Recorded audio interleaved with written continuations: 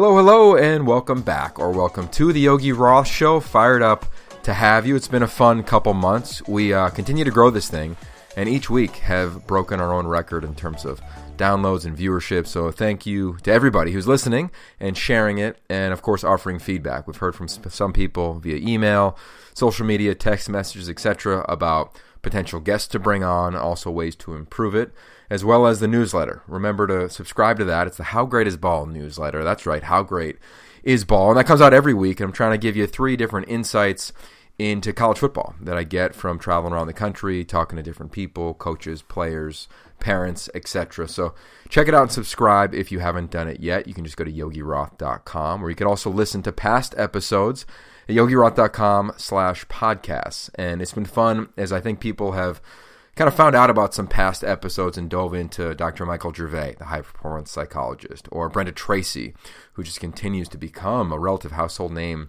in college football, doing activist work around ending sexual and relationship violence on college campus. And last week was Tanner Mangum, quarterback at BYU, and he got put on the bench last week. And it was a really fun conversation to talk to him that week and talk about his journey from being co-MVP of the Elite 11 to then going on a mission and then starting for BYU, and now the way he's handled, being the number 2 quarterback has just been with incredible class. So check that out if you haven't listened to it.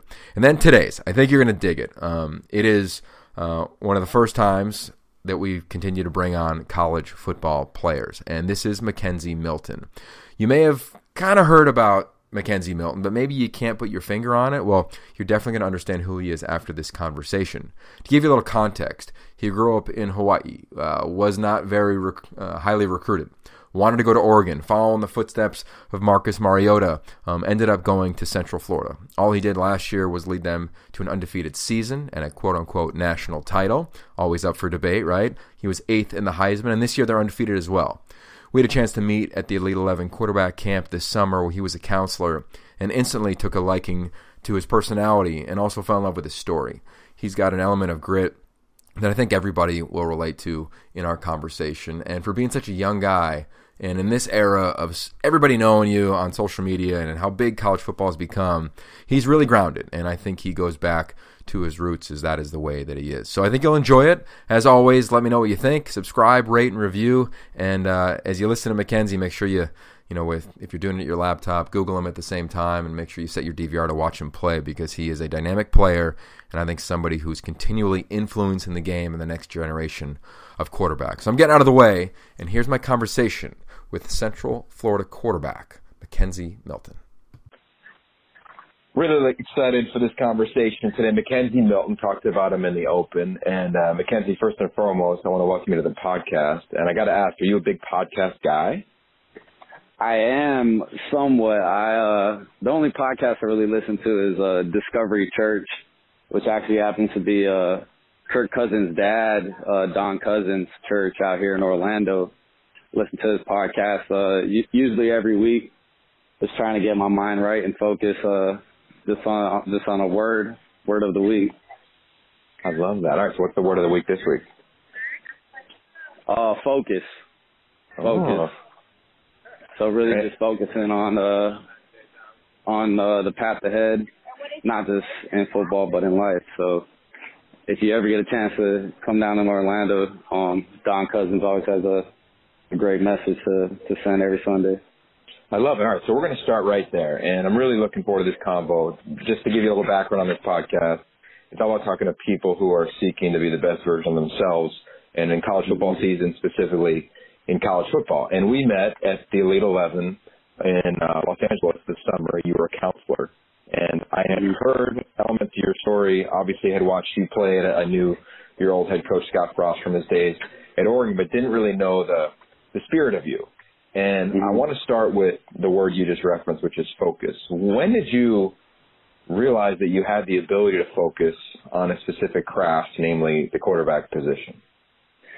In high school, my dad was my first football coach growing up, and I feel like that might be for a lot of kids as well. And he always pushed me to be the best that I could be.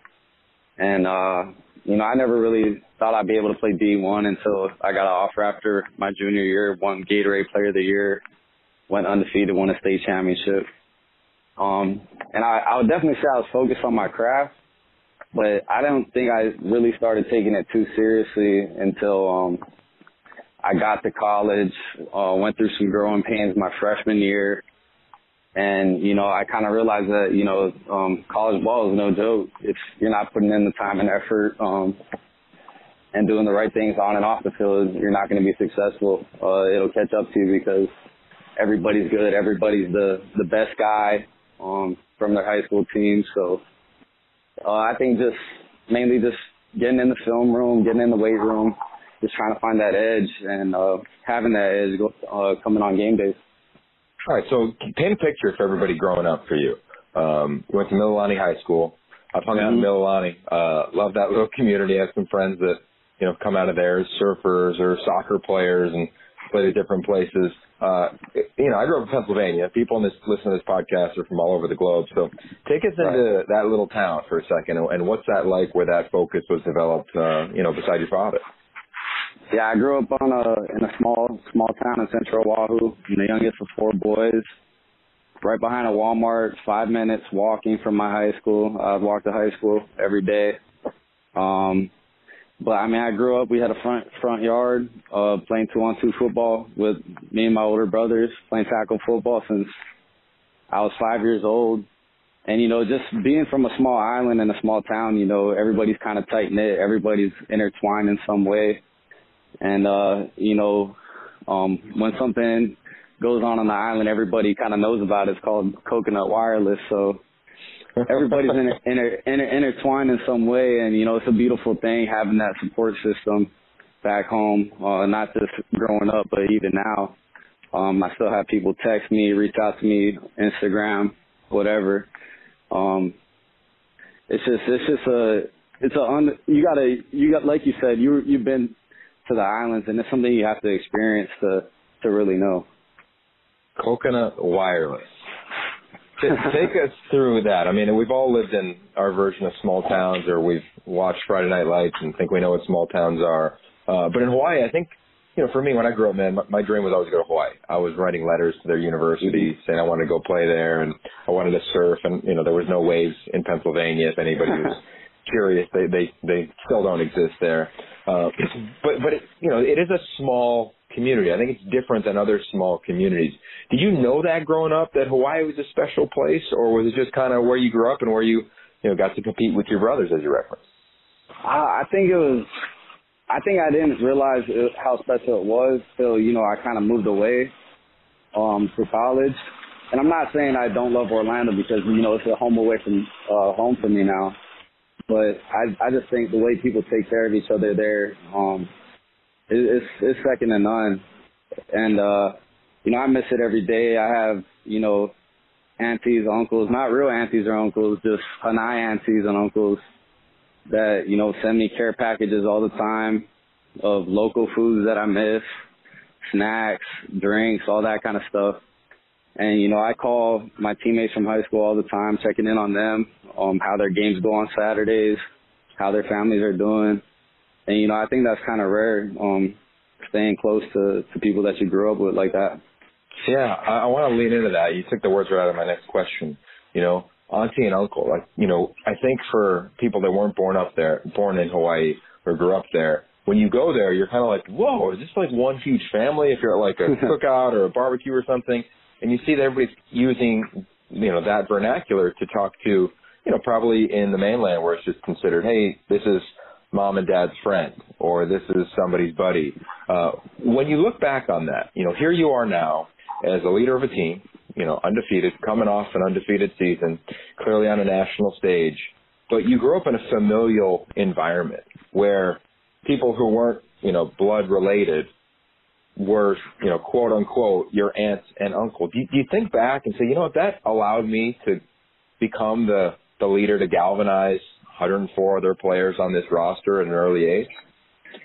You know, I definitely think so because, you know, growing up, calling, you know, my teammates' parents, their moms and dads, auntie and uncle, and I still do the same thing in college. Like, you know, my teammates, one of my offensive linemen, Sam Jackson, First time I met his mother, I was like, oh, hi, Auntie, good to meet you. Gave her a kiss on the cheek. And now, you know, she calls me nephew every time I see her.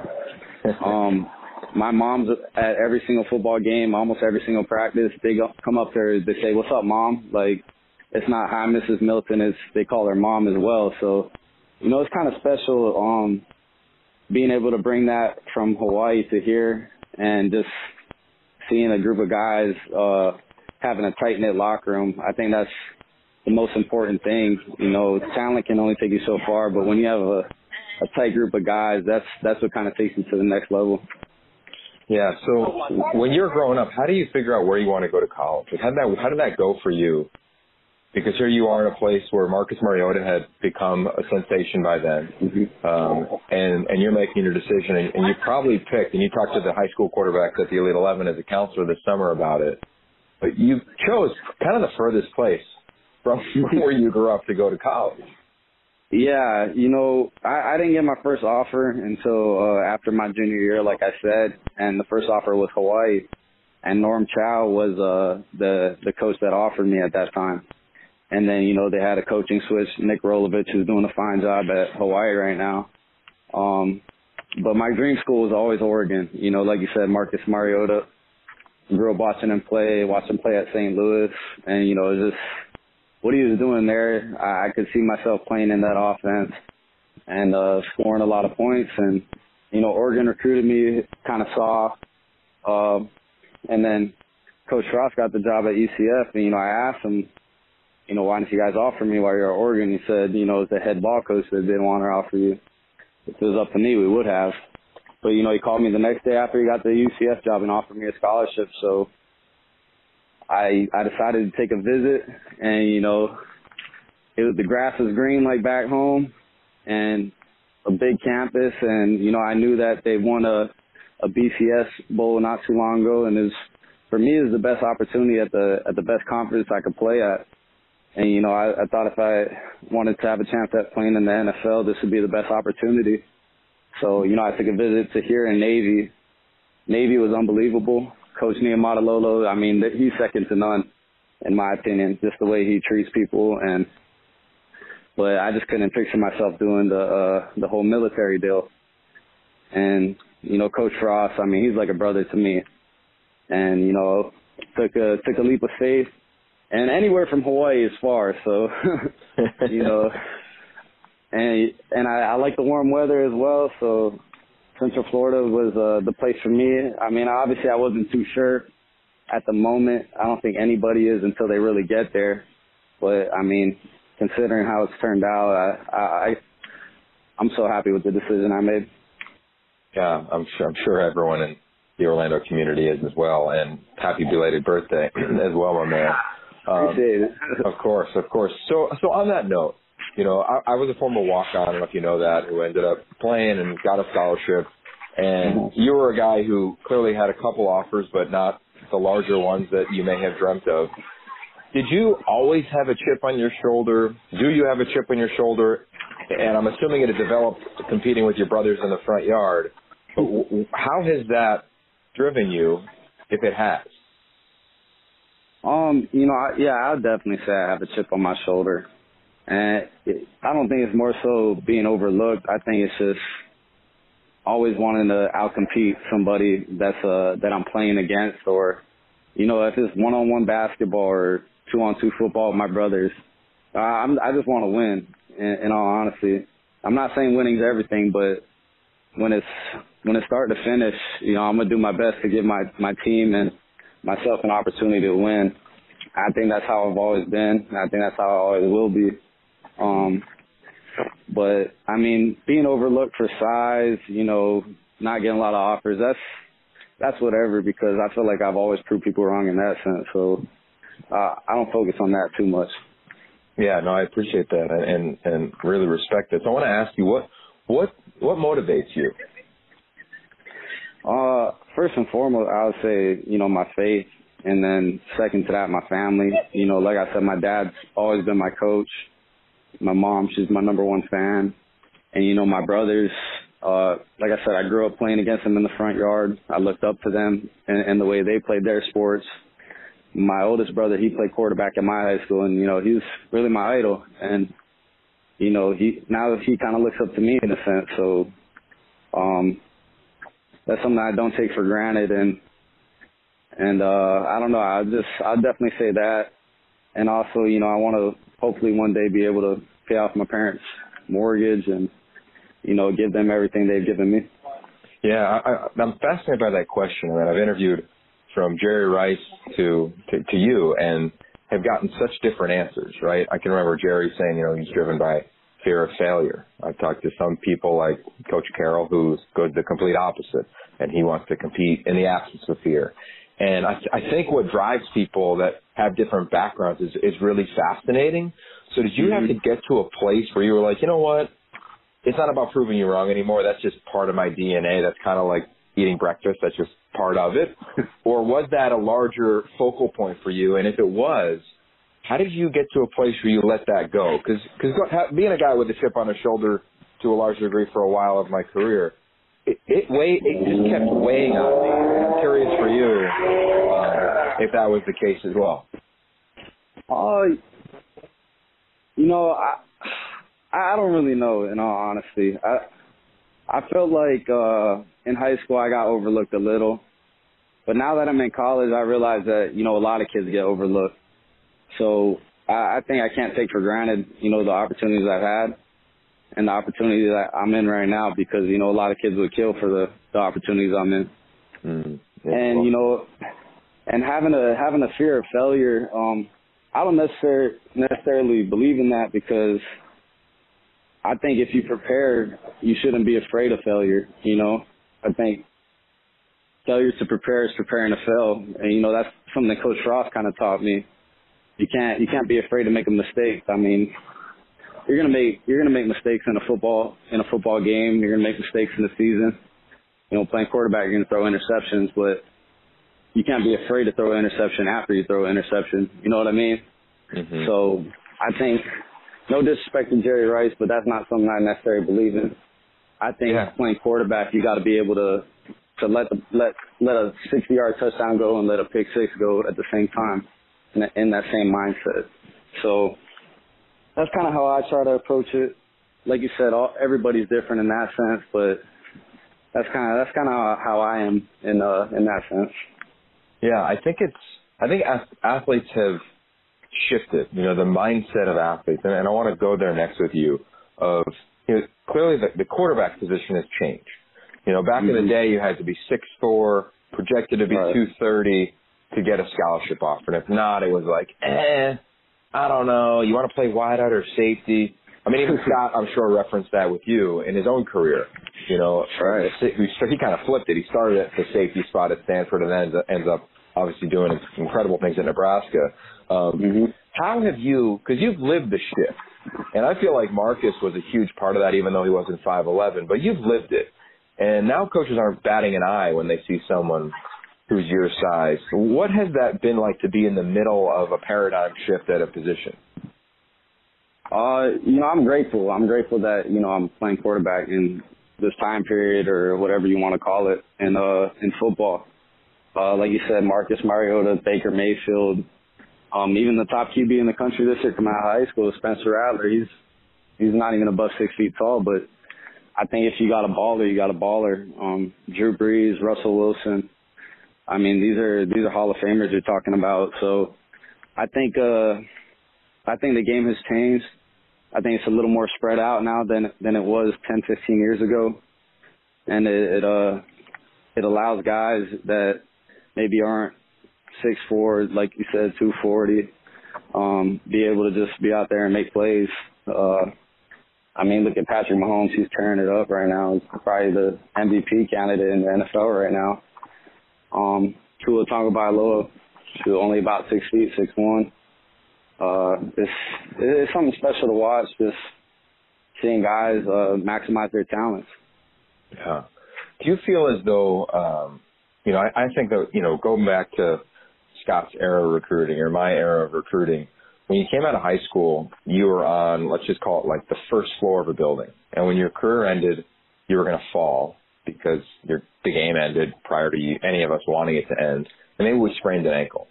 And now when players go to college, I say they're on like the 5th floor, like 50 feet up in the air, because people know so much about them. You know, whether it's Instagram or commitment videos, there's just so much more out there. And I think there's more pressure that maybe a young kid doesn't necessarily ask for, but he naturally has.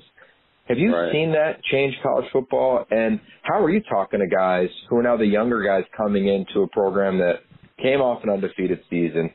You got national awards, Heisman type of hype. Because you kind of probably watched it happen to yourself, let alone some of your teammates. Yeah. I mean, coming out of high school, like you said, I mean, Rivals, 247 Sports, they label these kids as, you know, the next Hall of Famer or something like that.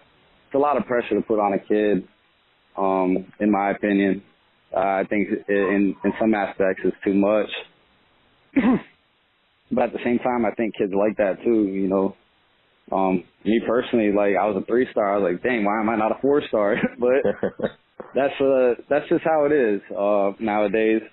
But some things I try to preach to the kids: don't believe the hype, because high school is a much different game than college, and then college to the NFL is a whole different animal in itself. So I think once you start believing your own hype, that's when you start things start to creep up on you, and, you know, you'll eventually get nipped in the butt, and you're going to go through some growing pains, and from high school to college.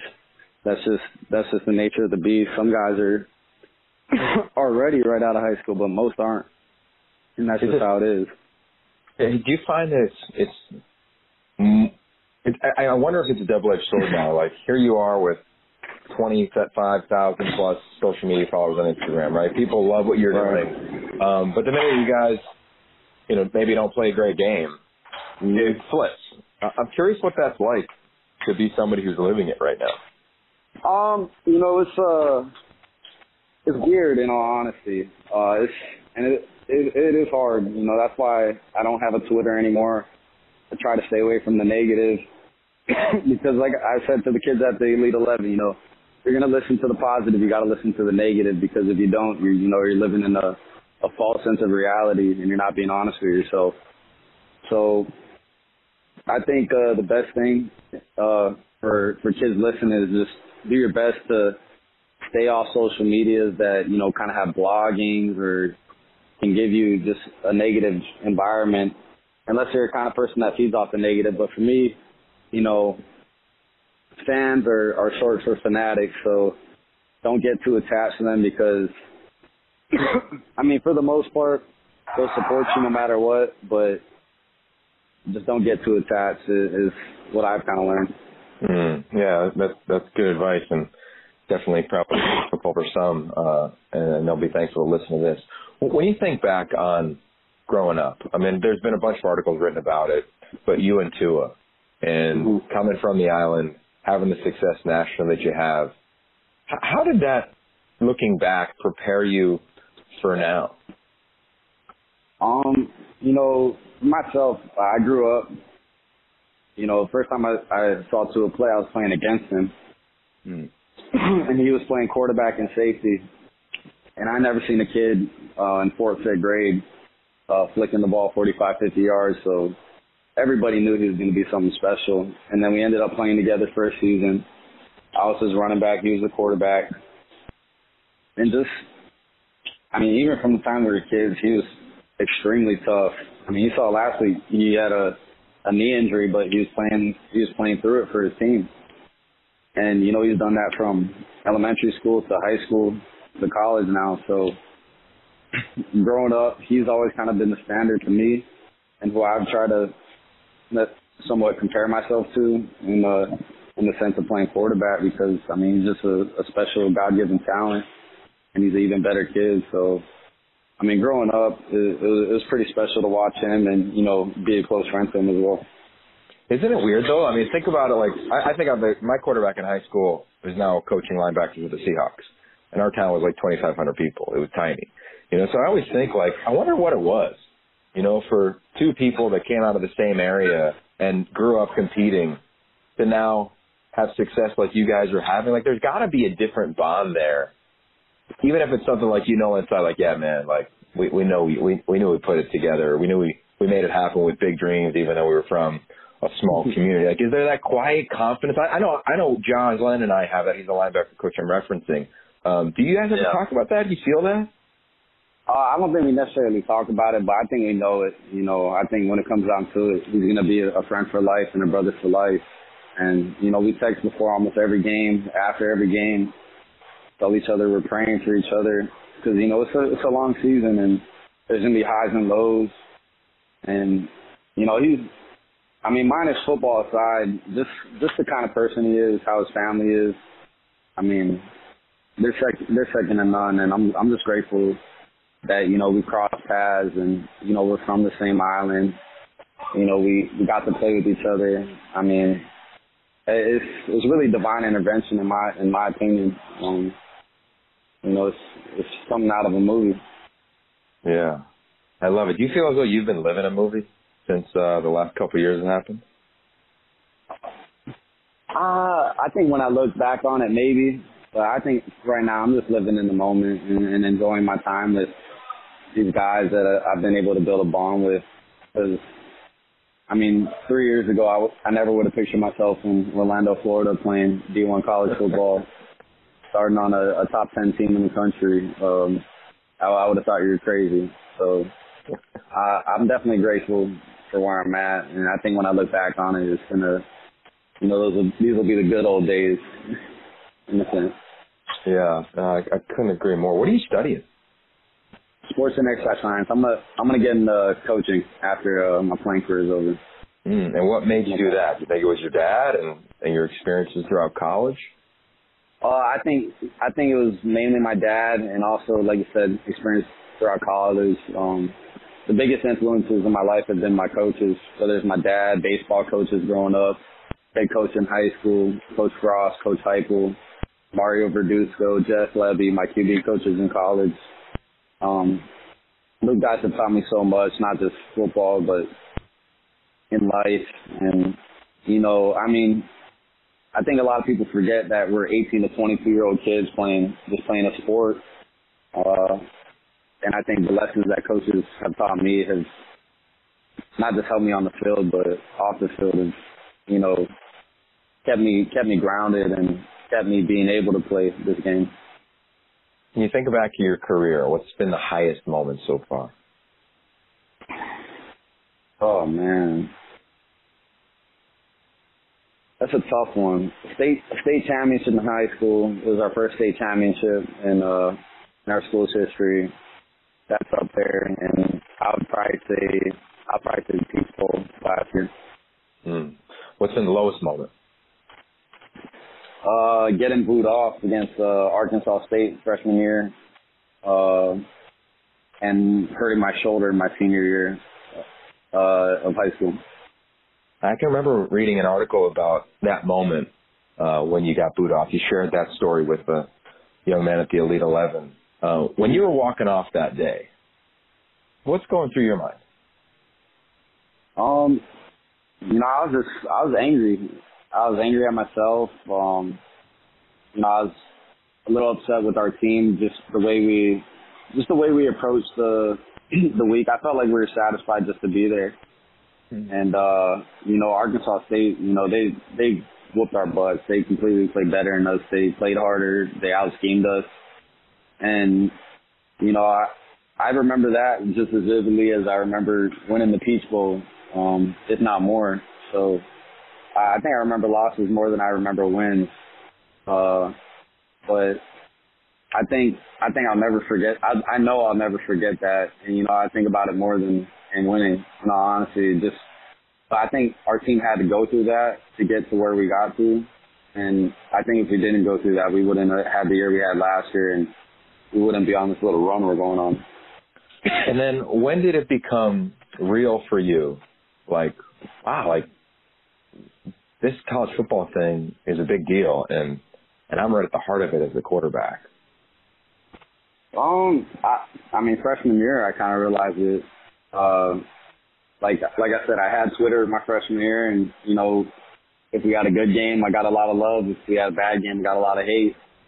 And, I would read all that stuff, and, it was just, I didn't really know what to think of myself in a sense. So I was just like, man, I got to get rid of all this BS. I just got to focus on what I can control. And, that's coming to work every day, being the best teammate I can be for these guys, and giving a product that, these UCF fans can be proud of. And, I don't think I was giving my best effort my freshman year. I think I had to grow a little as a young man and as a football player as well. But my freshman year, I definitely realized that college football is a big and important thing for all these people. Are you worried about the future of the game that has changed your life? Say that again? Are you worried about the future of this game?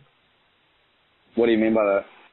I hear about it all the time. I don't know if it's just because I'm a little older, but declining participation, safety of the game, and I think for both of us, this game has changed our lives. You're obviously younger than I am, but I've been doing this for 20 years now. Right. And I'm worried about it. I'm curious if you are, and if so, what's your thoughts around that? I am a little. I love the game being physical. I love seeing big hits. It's funny. I was talking to one of our strength staff guys the other day. I was showing him the highlight reel from, I think it was Madden 08, and every single hit on the highlight reel would now be an ejection, a 15-yard penalty, and probably a $50,000 fine. But I understand player safety, but at the same time, it's a physical football game. You see last night Tom Brady's touchdown run. The D lineman lets go of him because he thinks he's going to get a roughing the passer call because he starts high and he goes low.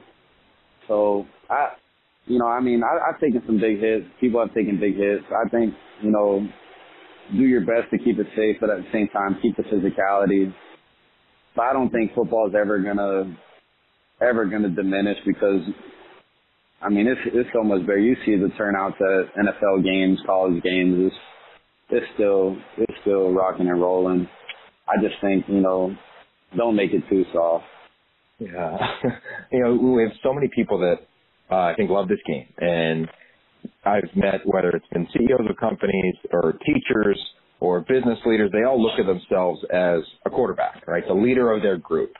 You Right. get to be, as a quarterback in major college football, on a big stage. You're in the heartbeat of the conversation. Can you take us inside the quarterback fraternity within college football? You talked about texting Matua prior to and post every game. Do you feel as though, that's something special? I think it is, but you're living it, and I'm curious if you could describe, what that quarterback fraternity looks like and feels like right now. Yeah, I definitely think it is. And, I really didn't get to experience it so much until really this summer, getting to go to the Elite 11, being some of the best guys in the country, and going to the Manning Passing Academy, getting to spend some time with guys I never would have met. And, we all follow each other on Instagram, get each other's numbers, text each other after each other's games, keep it rolling. I watch guys like Trace McSorley, Jalen Hurts, Drew Lock, Tyree Jackson. I see them on TV, and I'm like, dang, these guys are ballers.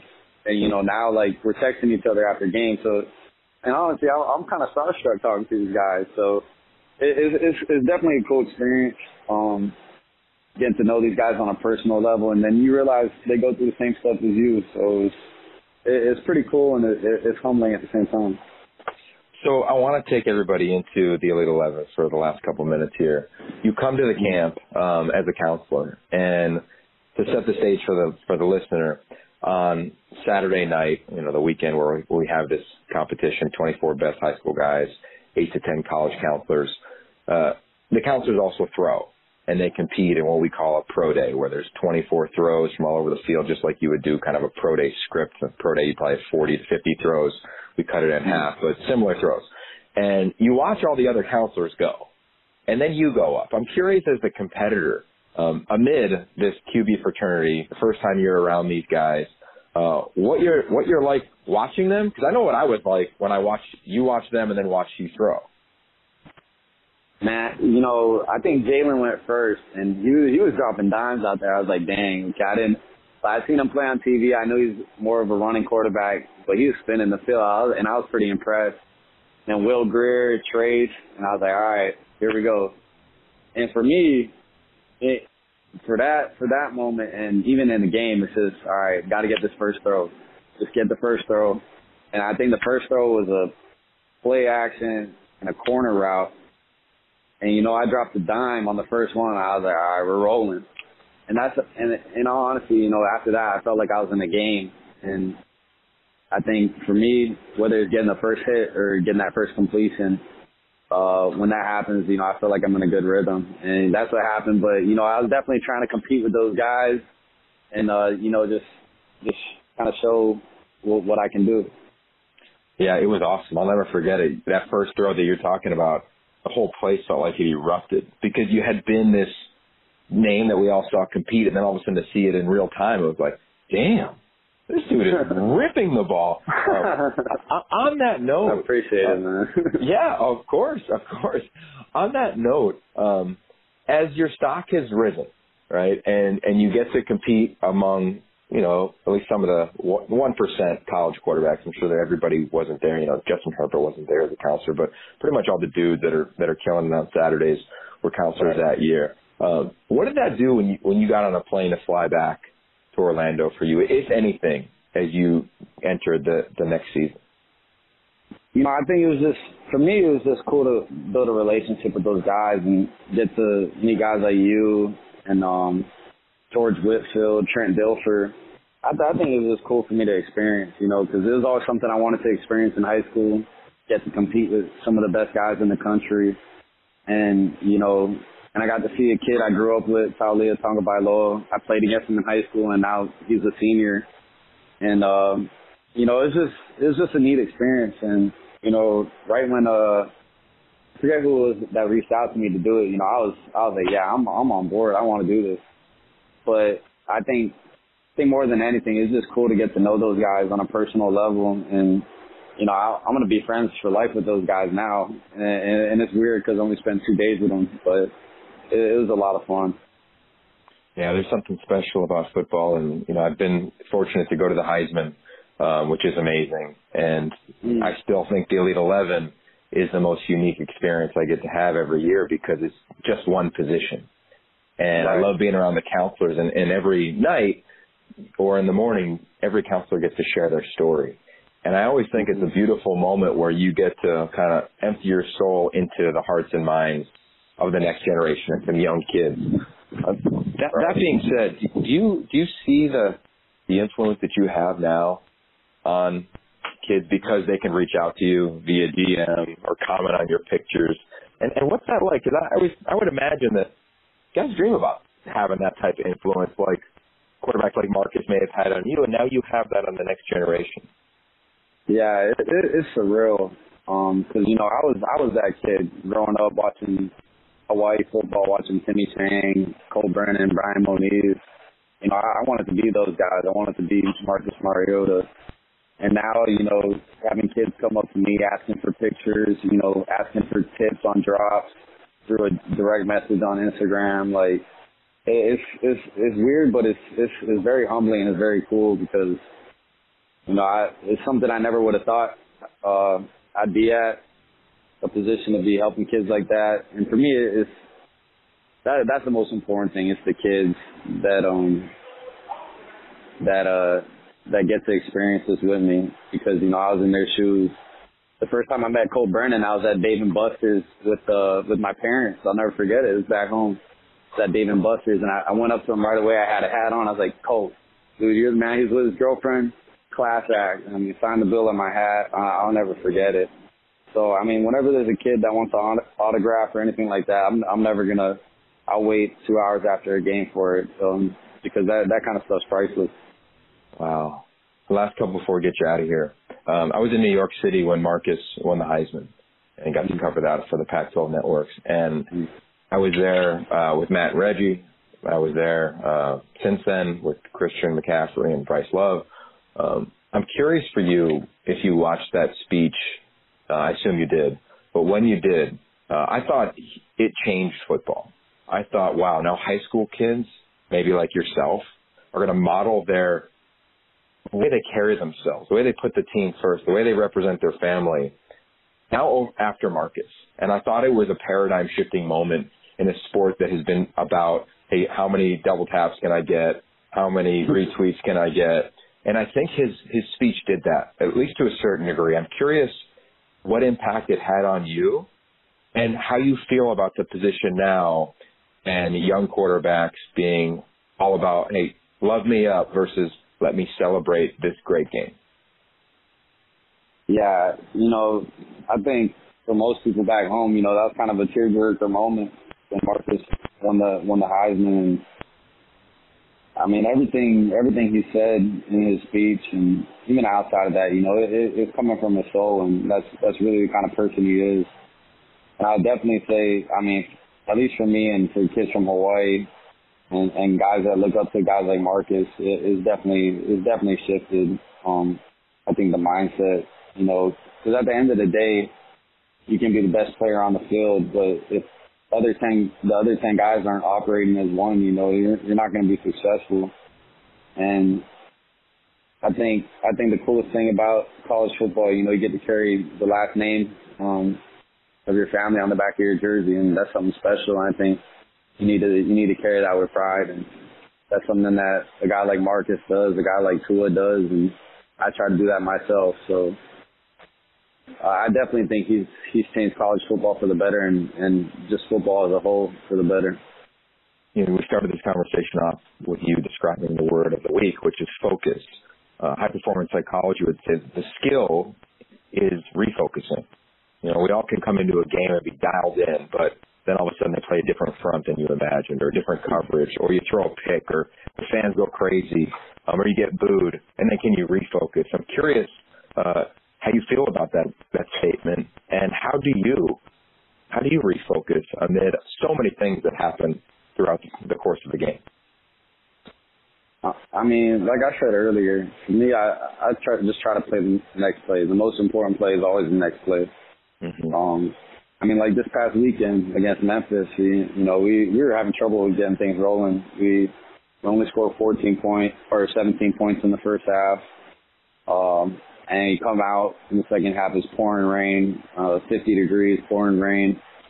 Both sides are struggling to throw the ball, struggling to run the ball. But at the end of the day, you got to suck it up, and you got to look to the guy to your left and the guy to your right. And, when we did that, we could tell that we had each other's backs. And I think we all kind of felt like, man, we just got to go win this one. It doesn't matter how ugly it is or how pretty it is.